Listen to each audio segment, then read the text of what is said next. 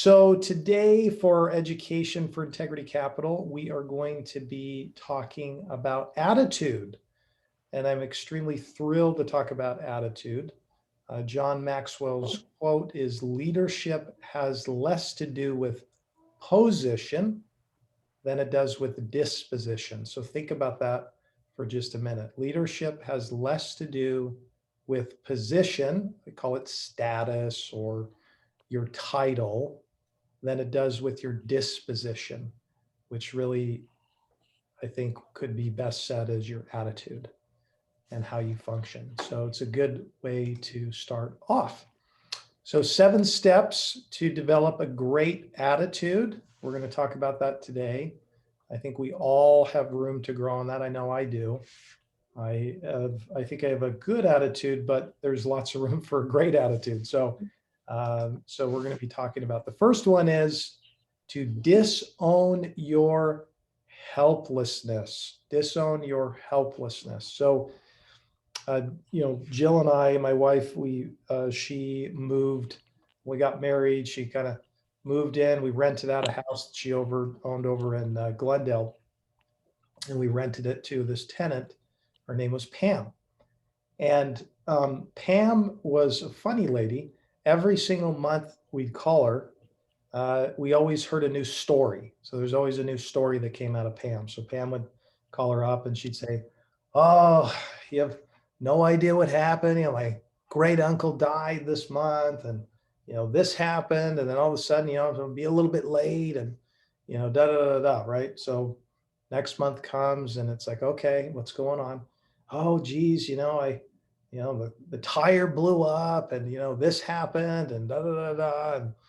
And, so then, and this just went on month after month. So Jill and I used to always go, okay, what are we going to hear from Pam this month? What's the new story of what's going to happen?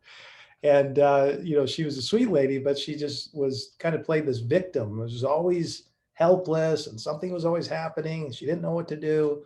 And so it was just this moment of a reminder for me, maybe in my own life.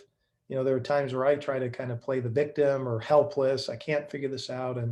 And so the one thing we have to do is just disown that, to just recognize, like, I'm not going to play the victim. I'm not going to take a position where I am now I'm helpless. I can't do anything, poor me. John Maxwell says, a victim tends to believe that salvation comes only from the action of others. They have little choice but to whine and wait until something good happens. You see over here, a polar bear recently swam 9 days in freezing ocean water searching for food. So, at the end of the day, we have no reason to have a helpless victim mentality. That is a choice. It is a decision. I've known many, many people that have come from extremely rough backgrounds. And in fact, we have a couple of friends that have 2 kids with spina bifida. They have every reason to play the victim, and they don't. They just recognize that this is what they've been given, and they're going to make the best out of what it is. So that is something that can definitely take you to the next level of having a whiny attitude or a bad attitude to an excellent and great attitude, just letting go and just dropping the anchor of victimhood. The second one is to take the bull by the horns. What does this mean? So Teddy Roosevelt says, there is nothing brilliant or outstanding in my record, except perhaps this one thing. I do the things I believe I ought to be done. And when I make up my mind to do a thing, I act. Okay.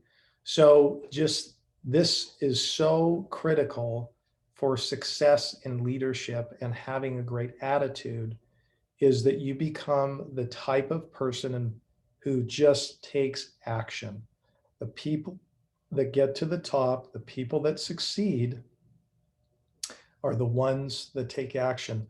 There's an old quote that says, a vision without action is delusion. Okay. A vision without action is delusion. Okay. That's a pipe dream. It's just a fanciful notion. You could continue to say, well, it's my dream to do da da da da da. But it doesn't mean anything unless you have a plan and then take action. Do those things, do them now. Today is better than tomorrow. And we have a tendency sometimes to just kind of procrastinate or put things off or put it to the side. And we have to remember that we can't get anywhere unless we just move. That's why one of our sort of cultural tenets is 70% and then go. Because again, we don't want to get into perfectionism and just realize I got to do it better and better and better and better. But we just have to do it and then go back and learn from those things. You heard the old adage, just do it. Just get it done. Just go and take action. I've had been fortunate enough to be around a lot of successful people. And every single time I ask them, I'm like, how did you get here? I'm always looking for this like magic button or some formula or some secret little hidden thing that they did, and consistently, I always hear the same thing. They say, Dave, I just did the hard work and I just did it. I didn't wait around. I didn't, throw it on a piece of paper and just let it sit there. I just got things done. So if you want to have a great attitude, you disown your helplessness, so you throw your victimhood out, and then you just take the bull by the horns. You take action, move forward. There's probably something in your own life right now, I know there is in mine, where I'm just putting it off. I'm just not doing it. And it's just that moment to say, just do it, take action, and find out what happens. The third one is to enter the no whining zone, okay? Enter the no whining zone. So if any of you have any kids, and you do, there is this reality that kids tend to whine. And a good friend of mine said, kids do what we do, they just actually let it come out of their mouth, right? So we tend to whine, we just are better about hiding it. But, kids whine, they complain and whine, and I need this, and help me, and I want that. And so, John Maxwell says our attitude cannot stop our feelings, but it can keep our feelings from stopping us. Okay, so it's a reminder that we have a tendency that where we can complain or whine or just say, gosh, this is never going to work, and we illuminate on it.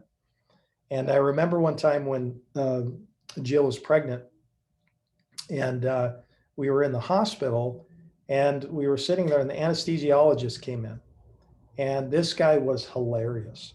And he ended up, sitting there and talking to us for a while, which, by the way, I don't know a guy who sticks needles in your back would be so funny, but he started telling us, how he dealt with his kids when they whined, and he said they never whined again. They never had like a tantrum. I said, what did you do? He said, well, as soon as they had a tantrum, he said, I would literally get on the floor and I would have a tantrum right in front of them. And he said they would always look at me and just with a strange look and go, what are you doing? And he said, I'm having a tantrum. He says, how do you think that looks? He said, it's horrible. He said, well, that's what you look like every time you have a tantrum. Right. And so we were just having a field day with it. But, so we all have the tendency, I do, to whine. And one of the ways is just to say, we're not going to enter the whining zone. It's a place that we can choose to just get out of. The next is to put on a new pair of shoes. So to put on a new pair of shoes, and what's this all about? So Harry Truman says, when we understand the other fellow's viewpoint, understand what he's trying to do, 9 times out of 10, he's trying to do the right. So this is really a perspective thing. When we stop for a minute, walk a mile in somebody's shoes, try to understand their perspective, it can really change our attitude. There was a story years ago, Steve Covey, who's a leadership author. He talks about that one Sunday morning, he ended up going on to the train over in New York. And it was just a real quiet, peaceful morning. He walks on the train. People are sitting down reading the newspapers. Now that kind of sounds crazy. Back then they used to have newspapers. Now they have phones, but they had newspapers out. They were reading. It was just kind of solemn and quiet for a few stops. Well, all of a sudden that all went out the window when at the next stop, a gentleman walks in with these, chaotic kids, a couple of chaotic kids that were just running around, ripping people's newspapers out, jumping off the walls. And he said he looked over and this man sat right next to him, just put his head back against the wall and his eyes closed, like he was completely out of touch with what was going on. And so this goes on for a couple of minutes. And as you can imagine, if you and I were in his seat, that we would be absolutely annoyed out of our mind, and so his blood's kind of boiling and he's just, it's illuminating in his mind of like, what the heck is this guy doing? Get your act together and get your kids in order. So finally, whatever he was thinking finally came out of his mouth, and he turns to this guy and he says, "Hey, sir, I just, do you want to actually like get your kids in order? And, do you need some help with that? I mean, can you get your act together so that they're not, terrorizing everybody on the train?" And the guy kind of, comes out of his daze and he's disheveled and he says, "Oh my gosh, I'm so sorry. I wasn't even aware. He goes, "I apologize." He said, "I guess we don't really know what to do right now." And he said, "Probably neither do they. We just came from the hospital and my wife died about an hour ago." So put yourself in his shoes right now. Steve Covey's just thinking, oh my gosh, what happened to his annoyance? It changed immediately to compassion, to just a somberness, to a sadness. So what happened in that moment? Did the circumstance change? No, his perspective changed. He realized, oh my gosh, this guy has just lost his wife. What am I thinking? So there's just moments in life, if we can play curious as opposed to critical, we might find out that there's something else going on beneath the surface that can essentially change our attitude. So the next one is to nurture your passion, to nurture your passion. So when you think about passion, it's almost like, the embers on a fire. And what do they need? They need oxygen. They need fuel. They need the air to breathe on them to continue to go. Otherwise, they just kind of burn out. They need continually have wood thrown on them over and over again. They need somebody to blow on it, to be around it, to minister to it. One of the things I always say is that our affections will follow our attention. So our affections will follow our attention. So where we're giving our attention to and where we're giving our focus to, the affections will follow those things. I had a mentor of mine years ago when Jill and I were first married. And as newly marrieds usually have, they have lover spouts is what they call them, right? And so you got two people that are selfish living together. They tend to kind of bump into one another. And I was probably the most of the two. And so I remember I was kind of whining to him a little bit about, hey, she's not doing this and she's not doing this. And I remember he stopped after I was done with my whining session. And he said, why don't you just do the things that you used to do in order to get what you used to get out of this relationship that you fostered for years? And that just struck me. First of all, it was convicting because I should, and I did, but it just was a reminder to, if you want to get those things back and you want to do it, you have to do the things that you did to get what it is that you want. So we really just need to nurture our passion. If there's something you're trying to minister to, you have to give it the time it needs. You need to give it the focus that it needs, and don't just expect that it's going to grow. Just as if you had a plant in a pot, it's not going to grow unless you put water in it on a regular basis. So vision does not ignite growth, passion does. Okay, so think about that for a minute. Vision does not ignite growth, passion does. It's Ken Hemphill. So we've had at this point, disown your helplessness, take the bull by the horns, enter the no whining zone, put on a new pair of shoes, and nurture your passion. And then the next one is to exceed expectations. I remember when I played rugby for a fantastic coach for years, and he used to just always tell us, he said, can you go one more step? He'd send us out on fun runs, which, by the way, were not fun at all. They were made us almost want to throw up every single time we went out. But he used to run us into the ground, and it was probably one of the reasons we won all the time, is just because he just ran us until we couldn't function. And we were just in such fantastic shape, and he just built this amazing culture and environment. But he used to push us all the time, and he used to always tell us, I used to just hear his voice all the time. He says, can you do one more step? Could you just go one more step, Cotter? And it just pushed me. It always pushed me to exceed my expectations, to exceed his expectations. And that's something that can really help us with our attitude, is just to say, could I go one more step? Could I do something that would be different? Could I change my attitude by doing just one more thing to get me out of my comfort zone, to push me beyond where I want to go? That's a hard one. That's a tough thing to do in our life. Some things to consider is, giftedness. What is my giftedness that I need to be aware of, that I could grow in? Just growth areas that I need to grow in personally. Opportunities that might be at my beck and call. An opportunity tends to come out of hard work. Others' expectations, and then my own expectations. These are things that we need to be cognizant of when we're trying to grow in our attitude and just in our leadership as a whole. Is we need to understand, what is my giftedness, kind of getting to the core of how I'm hardwired, growth, and having a pathway to consider and to continue to grow, opportunities that are availing themselves to us, which happens to us daily, and others' expectations, and then my own expectations. And then finally, just never to be satisfied. One of the things we talk about is that success is the greatest threat of success.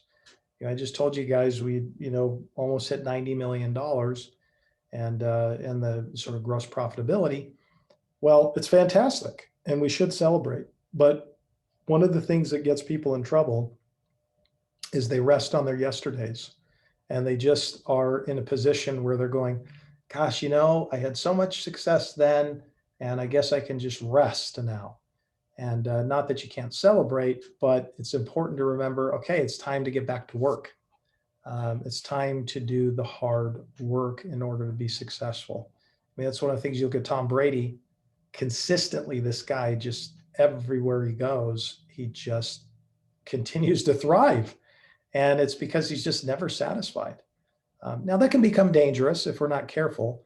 There's a distinction between not being satisfied and not being content, but just to continue to have a thriving and a thirst for growing and continuing to want to expand and learn and have more, so that we can push ourselves and see what happens when we go to the next step. So it's important that we always remember that, especially here at Integrity Capital, we're just never going to be satisfied. We just want to grow. We want to do more. We want to have a major impact. We want to impact more of the people with the poor and the disenfranchised. We want to really touch those lives. And so we've got to push ourselves out of our comfort zone. And so in closing, the future belongs to the people who are dedicated to making their world, their teams, and themselves better. So that is the 7 steps to develop a great attitude here at Integrity Capital.